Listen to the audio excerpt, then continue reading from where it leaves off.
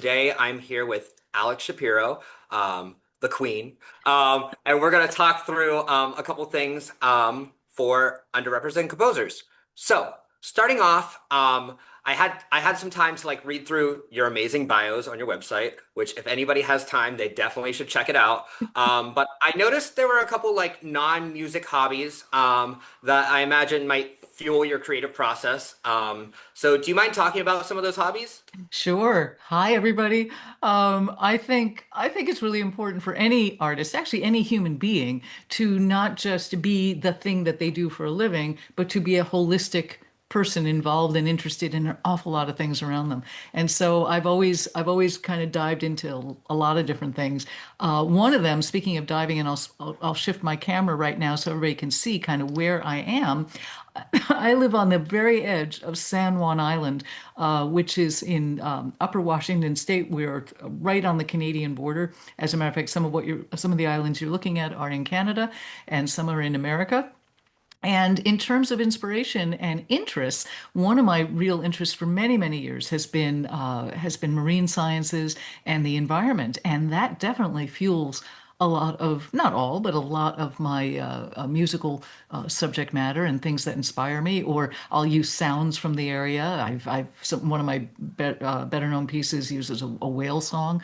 Whales go by my house here in view, humpbacks and orcas very frequently, and it's an incredible privilege, to live in a place where you are the zoo creature behind the glass and everybody else is running wild around you, as it should be. So I just wanted to show everybody kind of where I am and how that actually affects, what I hear and how I hear. Nature is not in 4/4. For those of you music geeks who know what I'm talking about, meters, right? How many beats in a measure, and nature is irregular, and so much of my music is very irregular in its flow because I don't want people to necessarily anticipate where the downbeat's always going to be. I want to keep them, much more alert and engaged in what's going on musically and the surprises that do not always happen if things are regular. But they certainly do when you pause and then speak maybe a little liltingly, right? It's much more interesting to listen to somebody speak like that than if I were to speak like this. Too much music is like the latter. So a lot of my impulses rhythmically come from the sea and come from the clouds and the animals around me. And speaking of animals, another one of my hobbies, less so now, but very much earlier in my life, was herpetology, amateur herpetology. And that is the love of reptiles. And I used to breed pythons. I had about 60 different species of snakes. I had just a house full of all kinds of interesting creatures, and I love them. I did this for about a decade, and it was really fun. Right now, I just have one spotted leopard gecko, really adorable. He looks like a cartoon character, but and two cats, which definitely are not reptiles. But for a long time, I was really into snakes, especially, and some lizards, and I had some cool frogs, but mostly snakes. That was my specialty. So those kinds of things, and then on another end of life, and that I recommend to everybody. Get involved with your community, get involved with topics that matter and that make a difference in people's lives. And for me, that's always been social justice, civil liberties issues. I was deeply involved with the American Civil Liberties Union for a long time when I lived in Los Angeles. I was in LA for 24 years after 21 years growing up in New York City, and now 18 and counting up here on San Juan Island. And I've always been kind of an activist, a volunteer activist with whether it's civil liberties issues or copyright issues, things that affect our lives as music makers and music creators and publishers and people who share intellectual property around the world who deserve to be remunerated and credited properly for their work. So I do a lot of that, and I'm on a lot of boards of directors like ASCAP, et cetera, Okay. that give me a chance to do that kind of work that I really care about. So, in a nutshell, those three things, slightly unrelated from each other, you know, that's what I love to do, in addition to writing a lot of music. So, just to curious question. Would you say that some of the fascination with like different sounds coming at different times might come from your childhood at all, growing up? In noisy New York City, absolutely. New York, I grew up in Manhattan, and New Mhm. York is nothing but unexpected sound and input all the time, right? It's crazy. And I go back frequently. I'm probably there at least 6 times a year. And I gotta say, it definitely affects me. I much prefer living in a quiet environment like this. This makes me a lot happier. But without question, there's a vibrancy to any city that has got to get you in the core. That's got to affect you. And it's interesting when you're growing up in a place that's so vibrant is a polite term for it, I suppose. When you're growing up like that, your brain kind of filters it out. You become inured to the sirens and the craziness. Now, because I've been living in this rural, quiet area for so long, almost 2 decades, now I go back to New York, even though I'm a New Yorker and I'm there frequently. I'm like a country bumpkin. A siren goes by and it's like, whoa, what's that? I'm really sensitive to all the noise now. Once you get desensitized, you don't get sensitized, you don't get, inured to it so quickly. Um, Mm. so that's been kind of interesting. So I look like a tourist when I'm back in New York, my own home. That definitely has to be interesting, Yeah, especially with being in band rooms and stuff like that. It's still very different. yeah, Like I've noticed that with my students too, since I teach in Brooklyn. yeah. So I totally understand that. As far as going towards like band literature and stuff, what do you think band directors should usually consider when picking literature for their students, other than just the level? So typically we talk about like the grade level of music for their students that fits their students ability wise. But what are some other things that you think that band directors, especially beginning band directors, should think about? And it's a long list. Obviously, number one, really compelling music. New music for young students, younger students, less experienced students, does not have to be stupid. It doesn't have to be pablum. It doesn't have to be boring. You want to find stuff, and this is something I try to do in my pieces for younger players, that's a little out of the box, that's stretching their interest and stretching their abilities. I do not at all prescribe to the old-fashioned do's and don'ts of what you're allowed to do for grade one, grade two, grade three. I think that is just a bunch of baloney. I really do. I have a grade zero point 0.5 piece called Count to 10 that has these students, for instance, playing in everything up to 9/4. Every meter up to 9/4, because you know what? It's called count to 10. Why? Because by the time you're three, you can count to 10. So certainly these band students who are a lot older than that can count to 9. And once they do in a piece of music, they'll never be afraid or hesitant when they see a 5/4 bar or a 7/4 bar, right? Things like that, or chromaticism. Music does not have to be dumbed down for students. That's one of my biggest things. So in terms of the music part, anything can be done. And of course, I love to do electroacoustic pieces where you're bringing in all kinds of auxiliary sounds that can often make it more interesting, I think, for young students. It makes them feel like they're playing in a film score or something, which is relevant to their lives because they consume media all the time, just like we do. So there's that to take into consideration. It's not only good music, but music that does different things than a lot of the repertoire that came before it, which tends, as we all know, to still be kind of inside the lines. Nothing wrong with a lot of that, but let's mix it up. And then, of course, there is the issue of who are the composers and their experiences that are putting these notes on the music stands. Every composer is, as you just heard from me, talking about, my hobbies, my interests, right? That all filters into my experience as a composer and what's going to come out onto the page.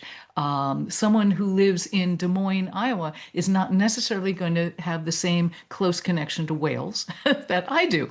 And maybe they will love them, maybe they do, but it's not going to be quite as immediate. Just like I'm not going to be writing about cornfields. That's not going to be my life experience, right? I mean, I love them, but so I think it's so important to have a variety of composers from a variety of backgrounds and life experiences, and they're putting their life experiences and that bevy of beautiful musical inspiration and information onto the page for young people who are going to see themselves in that. And so that means composers who look very different from each other, who come up from different kinds of places, who have very different inputs in their lives.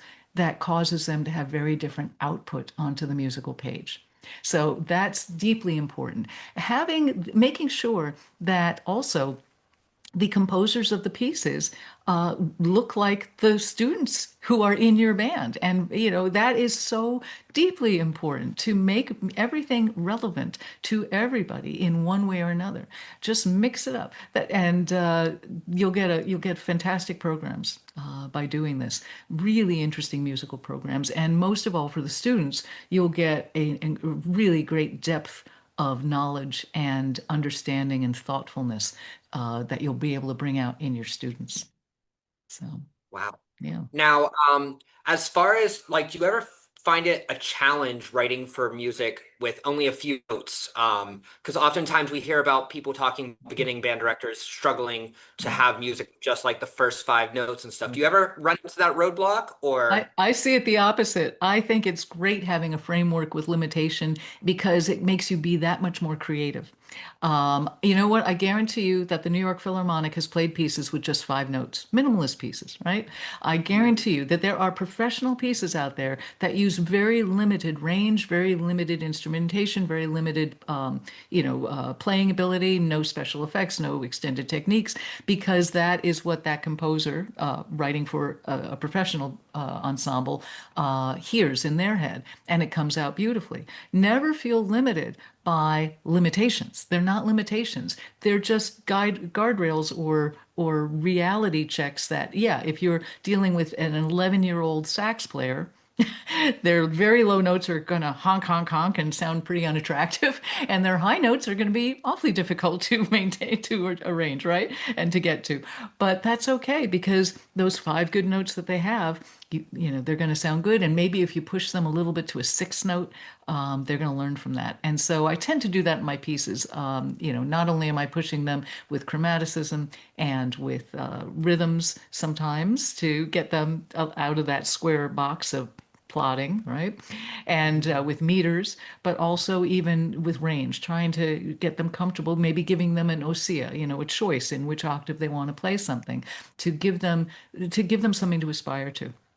Like you Okay. can't play it down here, but we encourage you to go for it up there. And the more they do it, the better they'll get, and they'll suddenly have those notes. So I don't see writing for younger players or less experienced players. I mean, it could be a 60-year-old who's just picking up the sax, right? I don't see it as a difficult thing. I see it as a really fun opportunity to say, okay, I've got these notes that I know they can do that are under their fingers or in their embouchure, and what can I do that's going to be creative for them? What can I do musically? Because I think any good composer, any good musician can come up with something new and fresh, regardless of, whether it's virtuoso players or beginning players. That's I my love that's my that. feeling about it. Yeah.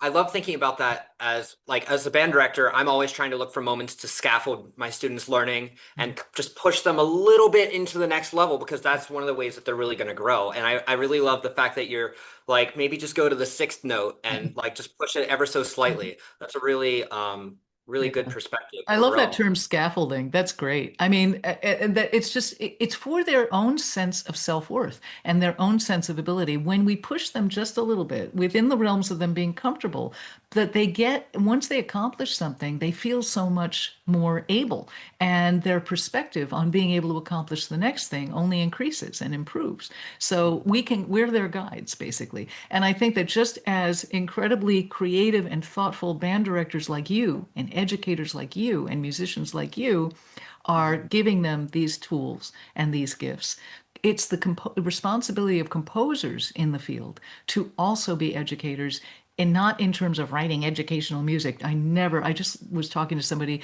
at Western Washington University 2 days ago about this, advanced composition student who was writing a band piece, and she referred to it as educational music. And I said, stop right there. It's not educational music. Mozart and Mahler, they're all educational too. I mean, Yeah. it's don't belittle it by calling it educational just because maybe it only uses 5 or 8 notes or something. It's good music that happens to be playable by people with not as developed skill sets. But that doesn't mean the music is dumb, because educational tends to mean sort of boring, pablum, whatever. There's that association, and we want to get away from that.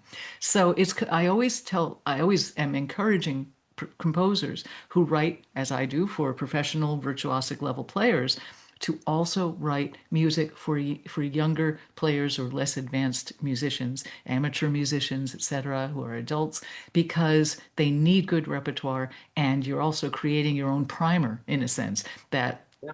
the student who plays an electroacoustic grade two piece of mine in grade 7 or 8 of school, of junior high or something, in college, Mhm. they're going to be playing my grade five and my grade six, we hope. Yeah. And they'll already be comfortable with it because they will have played a 5/4 bar, and they will have played with an audio track, and they will have played some syncopated rhythms and, old hats. So our job is to prepare them and teach them. And composers are really powerful in that mission. Awesome. Yeah. Um, so thinking a little bit about that, like expanding yourself past some challenges and stuff, thinking about your own background and your own life, what are some challenges that you had early in your career as a composer that you had to overcome to get to where you're at today? Are That's there a any? great question, because I don't know if they were challenges, but it was just endless learning, and just always, like, to this day, I'm still trying to get better and better and better. It never stops until you keel over, really. You never stop with the challenges and the learning. But I just loved it so much. I started composing when I was really short. I was like 9 or 10. And I mean, I'm still short actually. But I the composing did not make me much taller, unfortunately. But I just loved doing it so much, and so I would pursue any level of education, any kinds of lessons, whatever, and experiences. I went to everything. I was growing up in New York City, so unbelievably lucky to have the musical world at my doorstep. And to be able to go to the best concerts and the best opera and the best jazz clubs and the best rock clubs and the best everything, right? I was just steeped in it. And and then of course we had great conservatories there too, so I ended up being able to study at those schools as well. And that was a really just dumb luck of being born in the right place at the right time. But for a budding composer, it was amazing. So the challenges, growing up as a composer, were more like the knowing that I had to take everything in, that I wanted to be a sponge and listen to everything and absorb everything, whether I liked it or not. Maybe polka music is not your thing, but you want to at least listen to it, right? Because it's gonna stay in there in some funny way. Um, so I feel like for all composers, that would be advice, is listen to everything, absorb everything. You don't have to like everything, but when you're able to channel all of that into your own music, it makes you a better composer. And that's a challenge, to stay open to everything. So, Hmm, yeah, I love that. That's awesome. I love that you're like reframing challenges as just opportunities to yeah. grow. And that's one thing that I oftentimes try to remind myself too, that we're never fully cooked. That's so true. That's something I I love told my that. college professor. Yeah. Don't Um, take us out of the oven yet. Yep, we're half nope. baked. Exactly. So speaking of some of your development, you are, as you kind of noted on before, but I just really want to make sure we talk about it.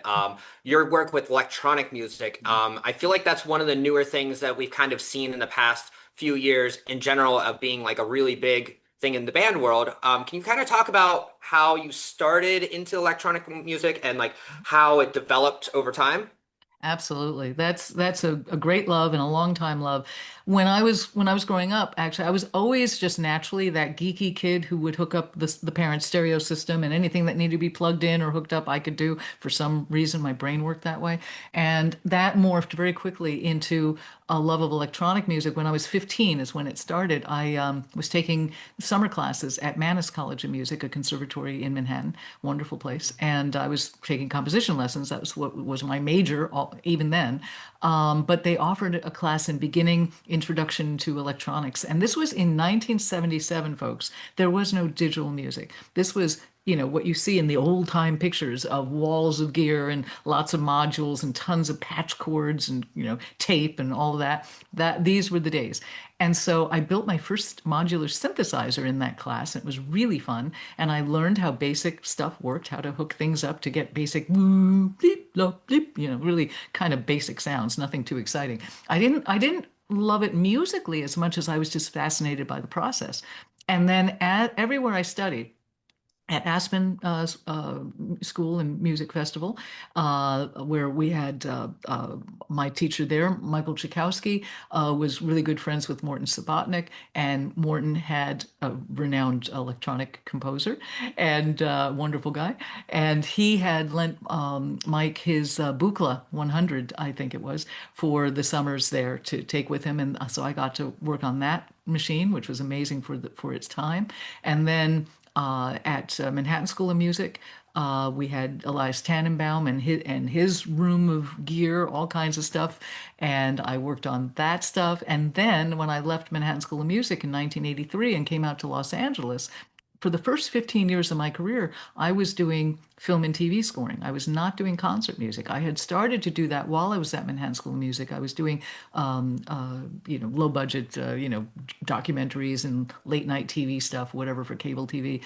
And then I came out to LA and put together in 1984 my very first own project studio, recording studio with the gear at the time. And that's when Apple computers first really came to the market. And and also it was also the time that the beginning of digital synthesis started happening, like with the Yamaha DX7. And I dived into that stuff and quickly got very up and running with that. And all of my scores for many years were largely electronic or mixed with electronic and live players, largely because we didn't have the budgets for orchestras, unfortunately.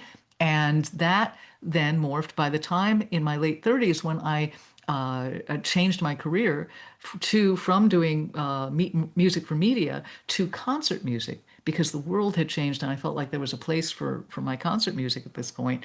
Um, I had, an amazing studio and the chamber music musicians that I would be working with on pieces for them for the concert stage. Sometimes they'd ask me for an electroacoustic piece. They'd say, "How about something where I can play with a track?" And I'd say, "Yes, that would be great." So fast forward after many years of doing that, I did most of my chamber music is acoustic. I mean, probably 150 pieces or something of just that are acoustic, but a number of them were electroacoustic. Then when I got invited by, of all places, the U.S. Army back in 2007 to do a wind band piece, which was a completely foreign world to me.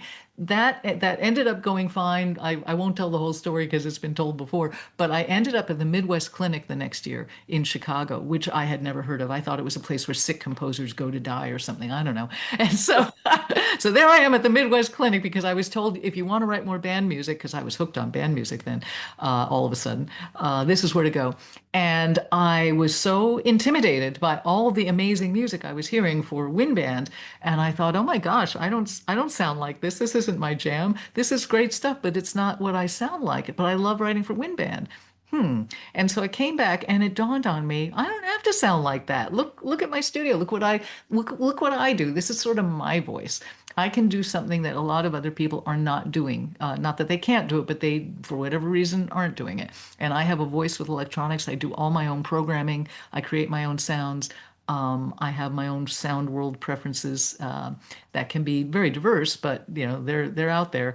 And I decided, you know what? After the first commission, which was acoustic, all my subsequent commissions for years, I suggested electroacoustic. And why? Because not only is it something that is my sound, that is something I bring from my years of experience, as a media composer, and it's something I love to do.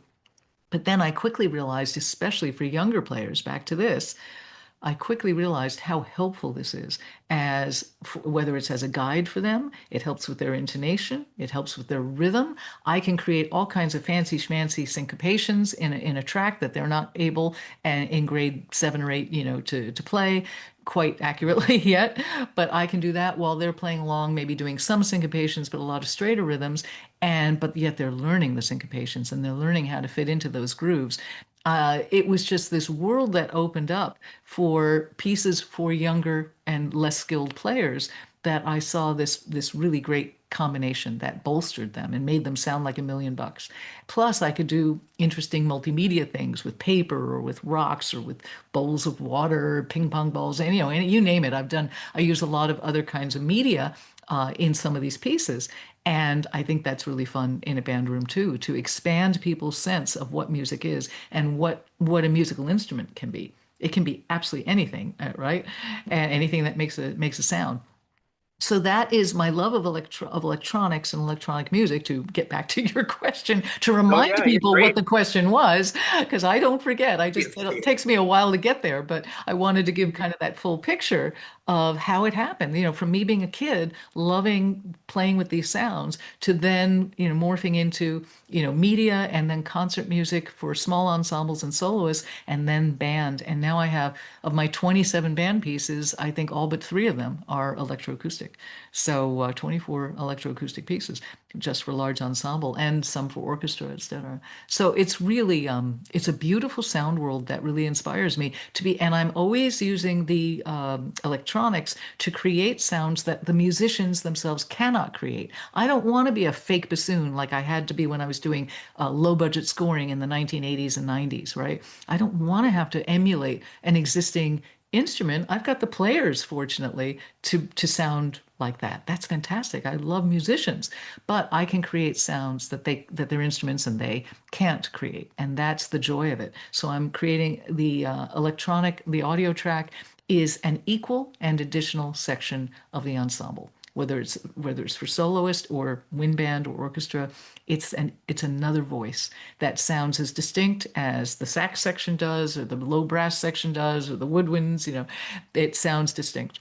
So that's my great love of using electronics.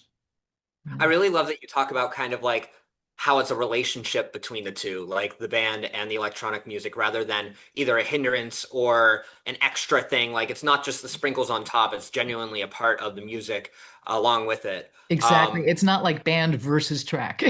You know, No, yeah. and I've heard some music that's like that, and it's just not to my taste. I want to create that seamless blend and that melding so that the audience can't tell often where Mm, the sound is coming from. Is it live or is it the track? And the track is always played back as loud as the band. And that's mhm. how to sort of assure that, and to, write it in a sense like a concerto, give room for everybody, give sonic space and frequency space for everybody to shine through at different times and in different ways.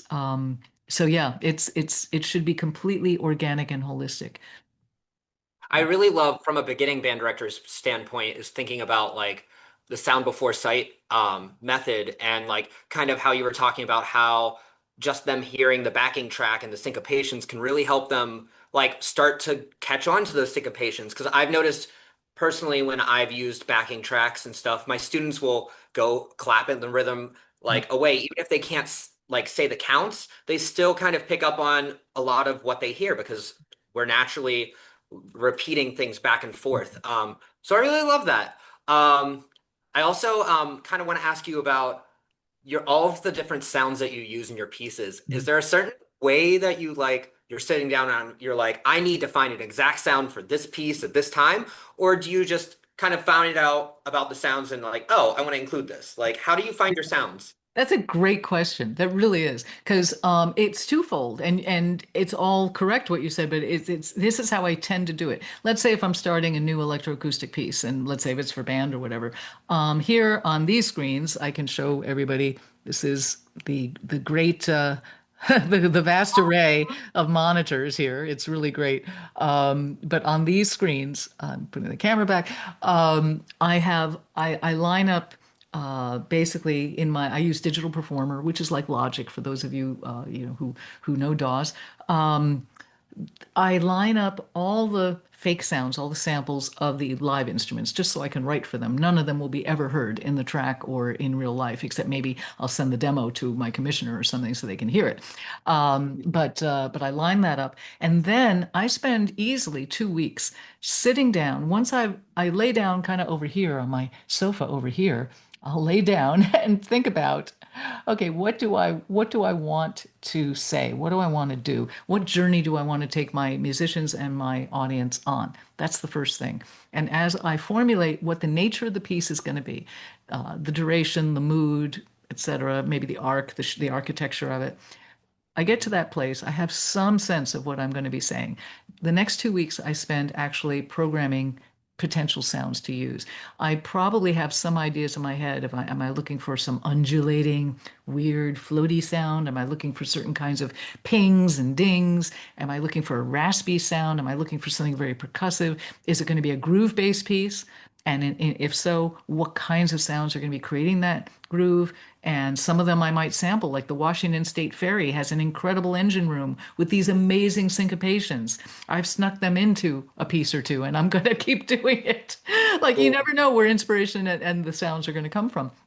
So I Mm. think about all these choices I have and what I'm looking for, and I will start programming sounds. I will use some samples. I'll take my phone, and sample sounds like that ferry engine or whatever, whatever it is. Sample the sounds, dump them into the computer, and start triggering them, pitching them, distorting them, doing whatever I want to do with those sounds.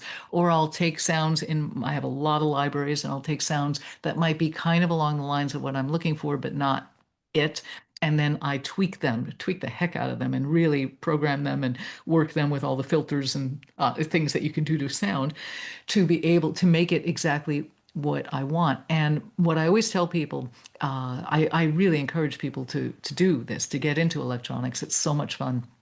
Great for control freaks too, because you are creating the sound that you want. And basically, if you can describe the sound that you're looking for, that's really the first step. You can create it. And what I mean by describe is if I say I want something in the background, okay, that's a very general thing. That's not going to help me find the sound.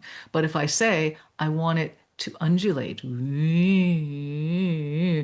or and I want it to be this registration, maybe lower mids, and I want it to be a little bit raspy. That tells me what kind of waveforms I'm looking for.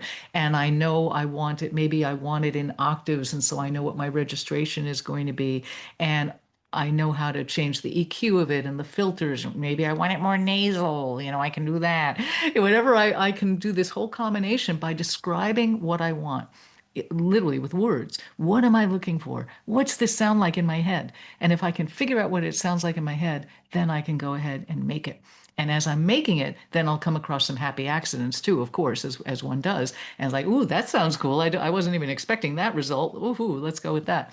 So there's that. I start with about maybe 30 tracks of sounds that I've created with the intent of that's my launch pad for starting the piece. Then what happens? I get into the piece, and easily after a couple of relative pages into the piece, after a minute or two, some of the sounds are absolutely going to stay, and then the piece is on its way. Some of the sounds, I might love the sounds, but they're not going to be right for what's coming out musically. And so I just put them aside for another time. And you have to learn how to toss things out when you're creating, right? You got to murder your darlings, as the writers say. And no matter how much I might like a sound, if it's not working for that piece, it out it goes. And then as I'm writing, I then create, as you said, new sounds. Like as the needs of the musical expression or the composition are coming forth, that tells me, ooh, right here, I really need a ding, ding, ding, ding, ding that ping pongs and does this and I will sit there, I'll stop everything and I will create that sound for that moment and subsequently more moments because I never just use something once. You want to bookend things. It's like any motive, any good composition. When you use something, you want to keep using it to give cohesiveness to a piece.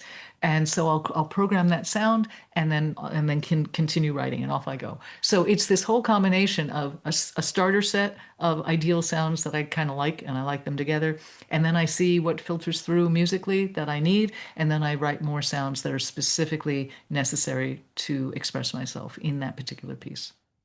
Okay. That's the process. So thinking about all these found sounds and stuff, when I was looking through some of your repertoire that you have right now, one of the pieces that really stuck out to me is like a lot of found sounds was a new piece that you have called recycled music. Is that correct? Yeah. Do you Yeah. mind kind of talking about some of the found sounds that you have ingrained in that piece by chance? Yeah, well, and I'll tell you the history of that piece because, as you probably read, it actually was the first iteration of that piece was a piece called Rock Music that uses small rocks that the students play, or musicians. It's done by community adult bands too, that people play to create ambient. It's a very weird piece because it has no melody, no rhythm. It's just textural and it's sort of a message about climate change and geology and all these things. It's a planet-based piece, and I figured what better way to get players to appreciate the planet they're on than forcing them to go outside to look for rocks on the ground or wherever. Because no matter where you live, including in New York City,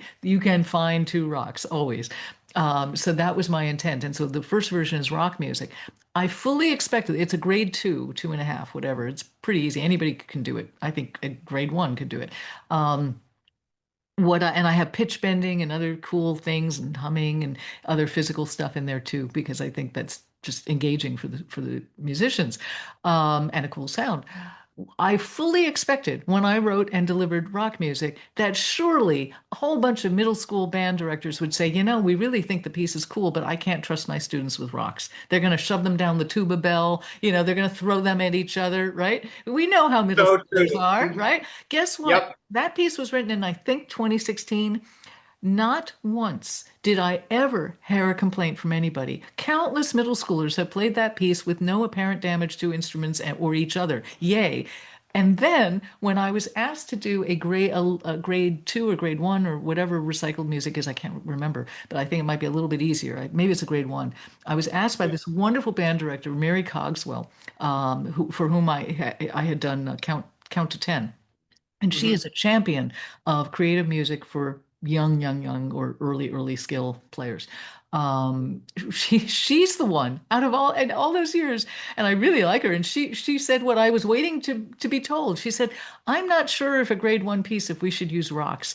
I really like rock music. Would it be possible to create another version where you use something else?" And I thought for a moment, and of course, my immediate reaction is, "Oh, sure, yes, always say yes," right? Always, there's always a solution, even if you don't quite know what it is at that very moment. So I said yes, and she said, "Great," and I said, "I'll send you something." And then I was thinking, I couldn't think of anything. For some reason, I was stuck on the stupidest thing that no one would know even what it is or have. My mind kept going to wiffle balls. You probably don't even know what a wiffle ball is. It's this plastic ball that you bat around over a volleyball net or something. I mean, back 40 years ago, it was a thing, and it's harmless, right? It has holes in it, and I'm thinking, well, that's not going to work. That's really obscure. Why am I thinking? But I was thinking about plastic. So I was having dinner that night with my husband. We were just having dinner and talking, and I was telling him about this new version of the piece. And I was racking my brain, and literally, he looked up, and there was an empty water container, or milk container, or something, or a yogurt container, some empty plastic container on the counter. And he said, Hmm. "What about empty plastic containers or pieces of cardboard or, or tin cans, soda cans, things like that?" And I looked at him, I said, "That's genius. Of course, everybody has that lying around the house. Doesn't cost anything, makes great sound, and they'll all be different textures and different sounds." And then he one-upped himself. He said, "And you can call it recycled music." And we had a great laugh. And I said, "Oh my God, done. That's it." So I went to work just going through the piece. First of all, making some of the playing parts a little bit easier, and then substituting all the rock stuff for different indications, as you see, for different kinds of recycled materials, and knowing that every piece will be different. Unlike rocks, which are a little bit more the same, with recycled stuff, who knows what the students are going to be bringing in, and that's a lot of the fun. So that's the story of that piece, recycled music, and it hasn't been performed yet. Maybe you'll be the first. I don't know. I look forward I look forward to hearing it because I think it solves problems. And then, of course, I love to tell messages if I can, share messages. And that's a big one. Yeah. Papercut did it in my program note for Papercut, which uses paper. I strongly suggest that for the rehearsals, certainly. This is a piece from 2010, my second band piece, and my first electroacoustic piece, and the first one for middle schoolers. by anybody, I think. I strongly suggest that the students, take their old homework scores, bad scores and grades and stuff, and just rip them up and have fun with it, right? And just take the trash, the junk mail from home, and bring it in and use that for practice. And only for performance, use proper paper that sounds better and looks better. So Yeah. it was a even then, I was thinking about recycling, and so all these years later, recycled music literally is dumpster dive into your trash and please come up with, stuff out of your recycling bin and bring it in and then recycle it when you're done performing the piece. So it's a good message. I Yeah, love that the piece has a message to it, deeper than just the music, and right. kind of talking about messages behind music. Um, Earlier, you talked about how you want students to, young musicians to kind of see themselves in the composer. And for me, strongly, that's something I am strong about in my teaching. I try to make sure I program pieces, by composers that they can truly see themselves in, because I don't always match that mold.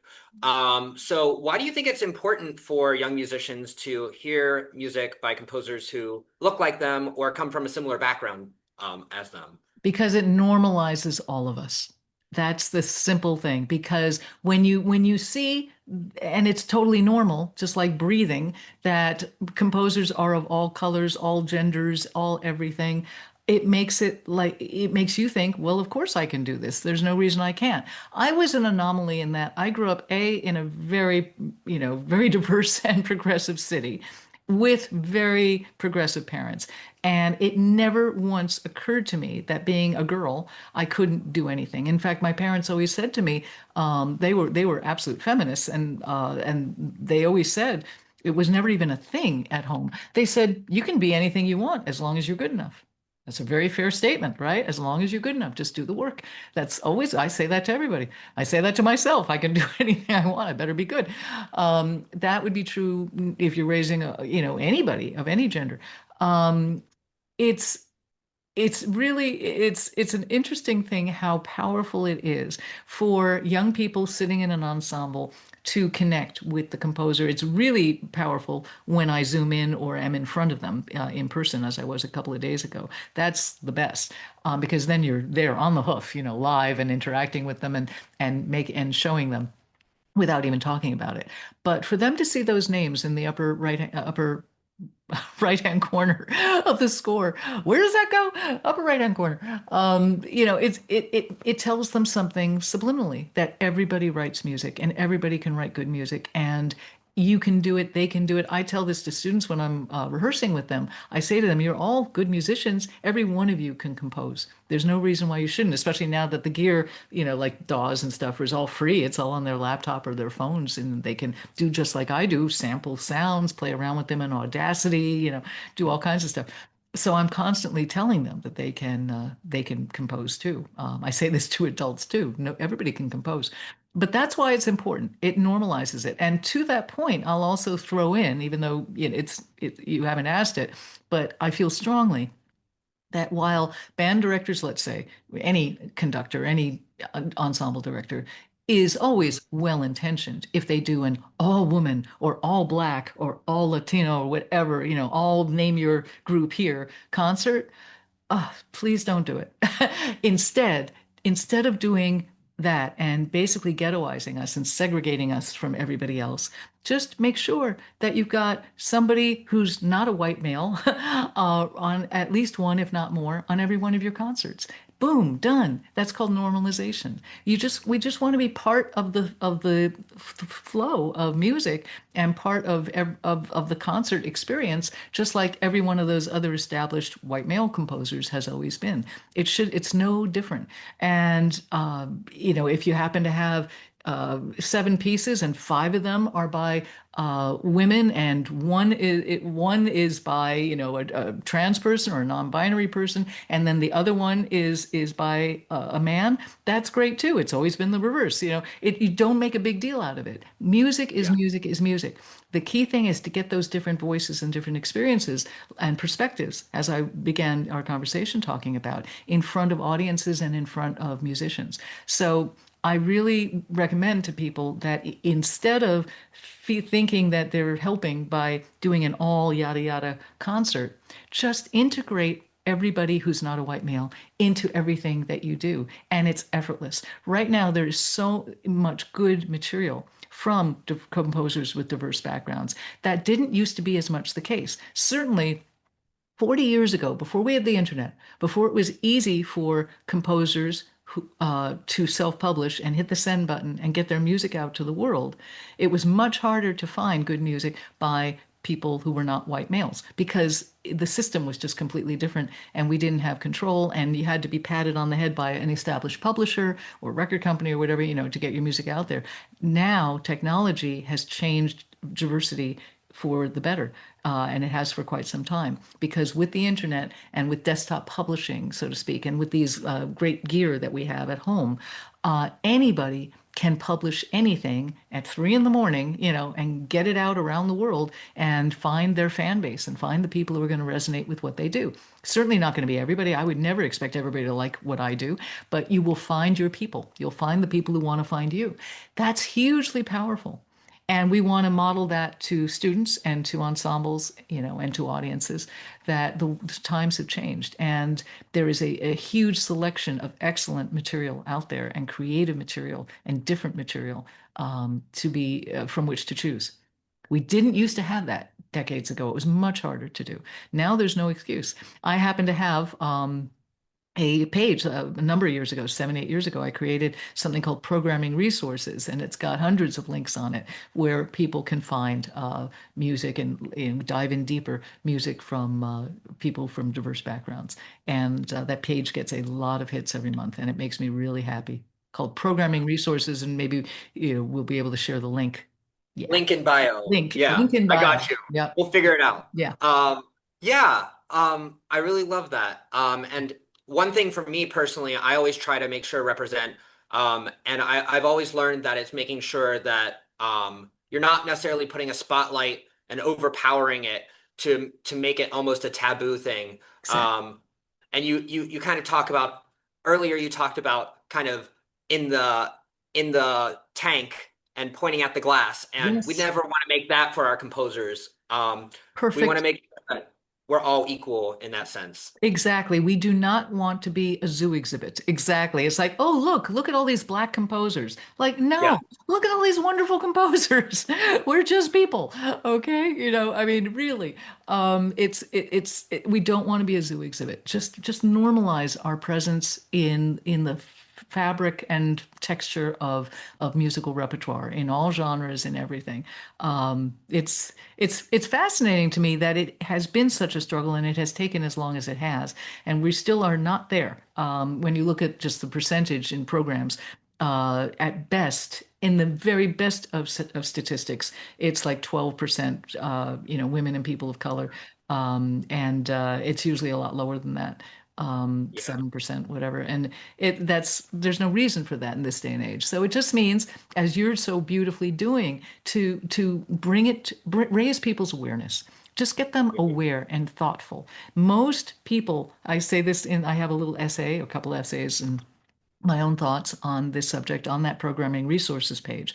The vast majority of conductors and programmers and presenters are wonderful people who are definitely not discriminatory in their thinking or way. But what happens is they just get used to doing things a certain way and they haven't taken the time to actively, with intent, be thoughtful and be aware of the choices that might be out there. They're not bad people. They just haven't gone the extra step. And so our job is to encourage them to just take a moment and here are the tools on like my page or whatever. Here are the tools to find all these composers around the world, that you might not know about, probably don't know about. Or if you don't know about them, just ask somebody. If you're looking for other women composers, best way to do it is contact the one woman composer you might know and say, "Hey, who would you recommend?" Because I guarantee you, we know a lot of them. We know our peers as makes total sense. I mean, this is humans are tribal. We gather in our own communities. Like finds like, that is absolutely normal.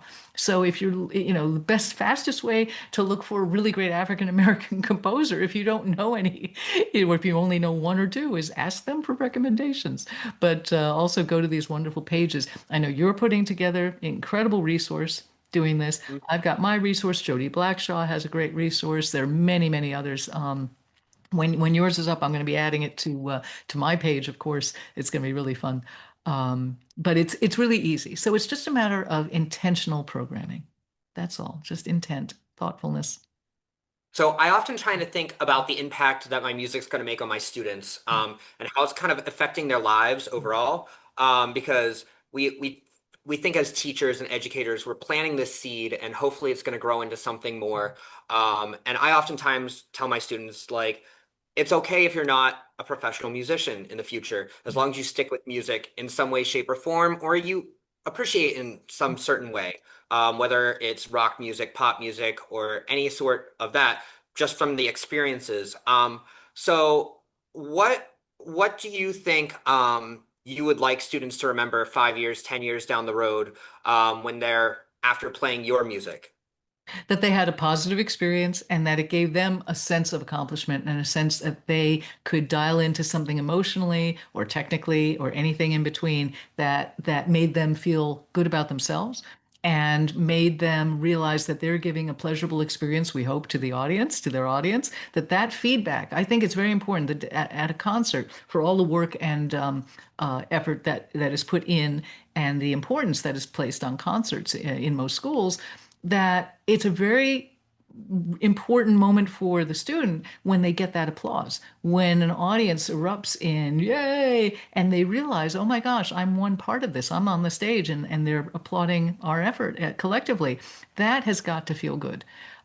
Interestingly, I never had that experience as a kid because we didn't even have a band when I was growing up in my school, and I was a piano player. And so, and I didn't even perform. I still don't. I play well, but I don't perform. So, later in life, as a composer and a public speaker, I get the applause and I know how great that feels. But growing up, I never had it. I never had that feedback that these band kids get. And I think it's a beautiful thing for them to do something on stage and then their parents, hopefully, if they're there, and their friends and other people, strangers, are going, yay.